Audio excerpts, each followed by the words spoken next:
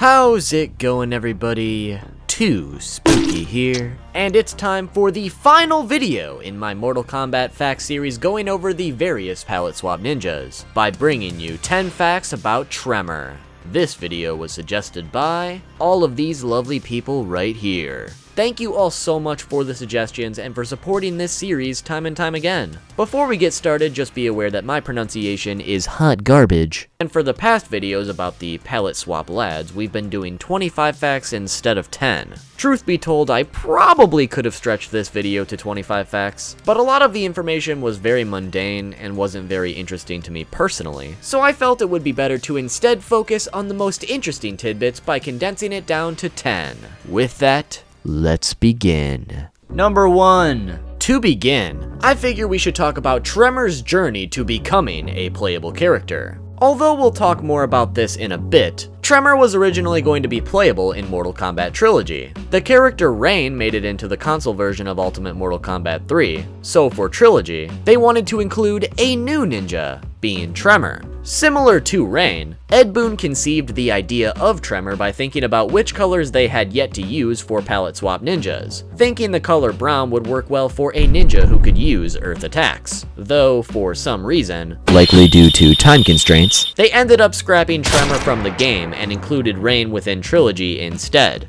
Tremor would make his first official appearance in the infamous spin-off, Mortal Kombat Special Forces. In general, Special Forces takes place chronologically before any other events in the Mortal Kombat games, even before the events of Mythology Sub-Zero, which takes place before the first game. In this game, Kano breaks out a bunch of his Black Dragon allies from a maximum security prison, one of them being Tremor, and you play as Jax to essentially get revenge against these individuals for killing a bunch of Special Forces members. This game was also more of a beat-em-up platformer rather than a fighting game. Maybe we'll talk more about this abomination of a game in a separate video, but as far as Tremor's inclusion goes, you eventually encounter him as a boss fight within the game. So although this is Tremor's first appearance, he's not playable whatsoever. Fast forwarding over 10 years later, Tremor would make his first playable appearance in the PlayStation Vita port of Mortal Kombat 9. Though the only way to actually play as Tremor is during the Challenge Tower, where you got to play as him during a few different challenges. His appearance was a brown palette swap of the Ultimate Mortal Kombat 3 skin, having the combos from Smoke with other special moves like Jax's Ground Pound. So while not yet a full-fledged character with his own moveset, it's the final step towards the promised moment. Finally, in Mortal Kombat X, we would get Tremor as a full-fledged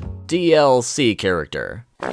While it's a bit disappointing he wasn't part of the original roster, the fact he finally made it into a Mortal Kombat game after over 15 years is a win by itself. Considering Mortal Kombat X marked a change in the style of character designs, Tremor's design was less like a palette swap ninja and more like a large crusty buff dude, but I actually think it works perfectly. As a DLC full-fledged character, he actually got his own unique moveset for the first time ever, involving many different varieties of Earth-related attacks. So while it was a long and rocky road, we finally got the one character that eluded us in this franchise for too long. Number 2. To follow up the first fact, if it wasn't for constant and dedicated outcry from the fans, Tremor never would have made it into the games, period.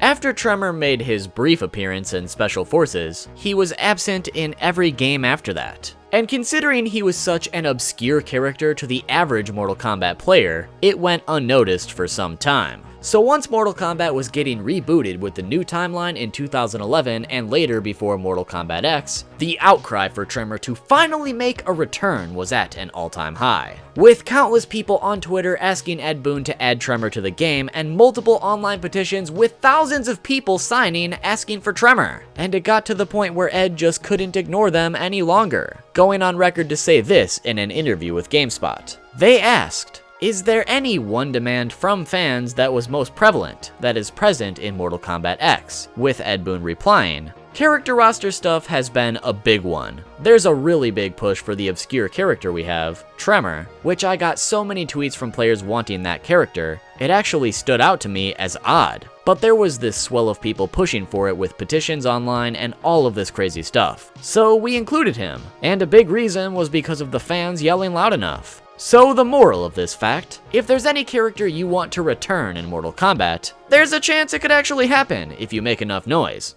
Number 3. Now that we've got Tremor's introduction to the Mortal Kombat games out of the way, let's take a look at Tremor's history from the old timeline. Given that he's only present in Special Forces, there unfortunately isn't much information to provide. Although Tremor has some mystical earthbending powers, he is still a human, and therefore resides in Earthrealm. Although we don't know much about his past, we do know that he is a member of the Black Dragon, and has great admiration and loyalty to Kano, insinuating that they may have some deep history. Tremor was at some point captured by the Special Forces, but when it comes to the events of Mortal Kombat Special Forces, he was broken out of prison by Kano, along with other Black Dragon members who were also held there. Later throughout those events, Kano retreats into Outworld and instructs Tremor to guard the portal that leads to Outworld. Jax arrives at the portal and battles Tremor, killing him in the process. And the fact that Tremor is killed before the events of the first Mortal Kombat game is the reason why he doesn't show up in any of the games after that.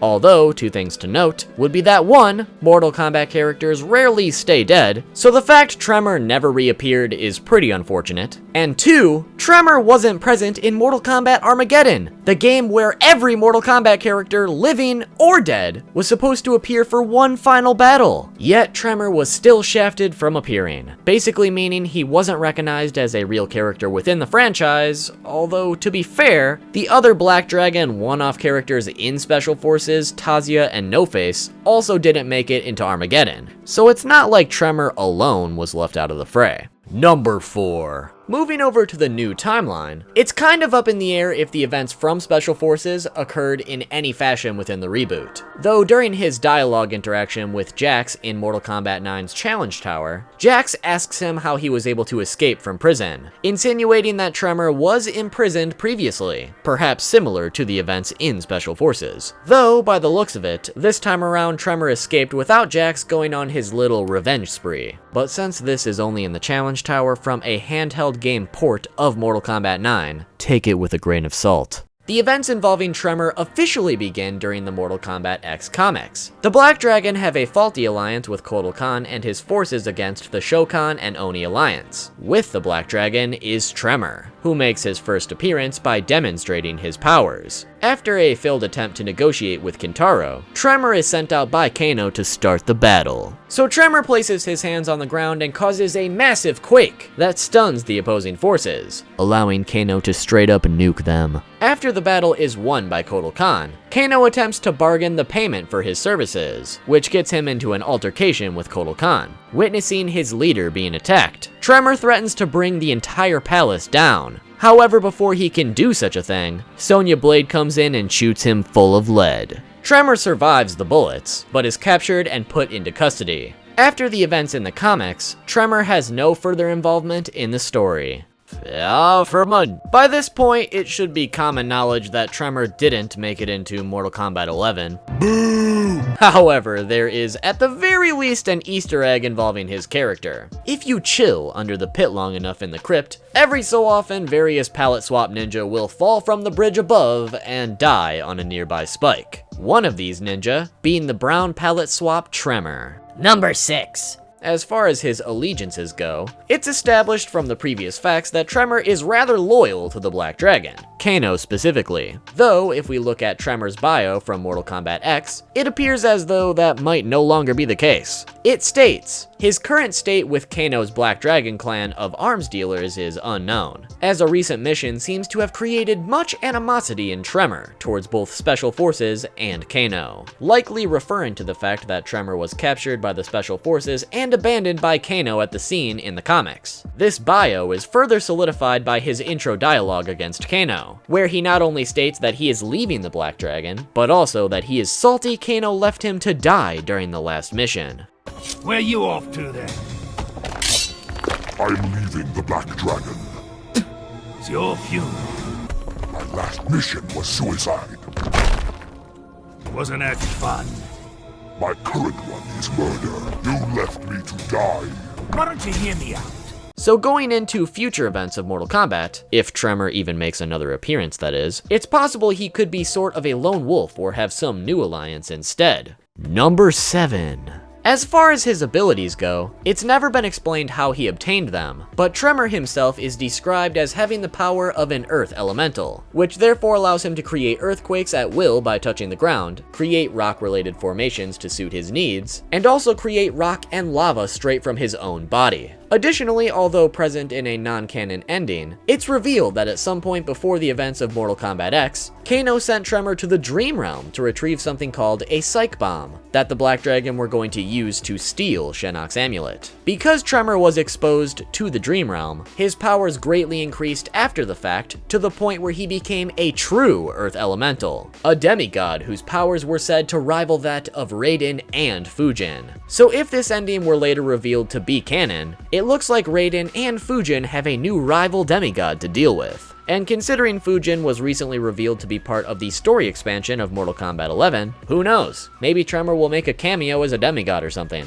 Number 8. When it comes to Mortal Kombat characters, I doubt any of you are thinking about how tall they might be. But a little fun fact about their height would be that Tremor is actually the 3rd tallest Earthrealm character present in the series, at a height of 6 foot 4 inches tall or 193 centimeters tall. The only 2 characters taller than him would be Jax, coming in at 6 feet 8 inches tall or 207 centimeters tall, and Raiden at 7 feet tall or 213 centimeters tall. Number 9. In Mortal Kombat X, Tremor is one of 4 characters who have a different variation Chestburster when that fatality is used against them. For a little xenomorph-related lore, the aliens themselves have a different physical appearance and makeup based on the life form that they are born from. So for instance, when born out of a human body, their heads are formed with a human skull inside, and when born from a predator, they are born with predator skulls and the retracting outer jaw. So for most human characters in Mortal Kombat, there are no changes to the Chestburster. But with Tremor in particular, the Chestburster comes out very stone-like, insinuating that Tremor's very biology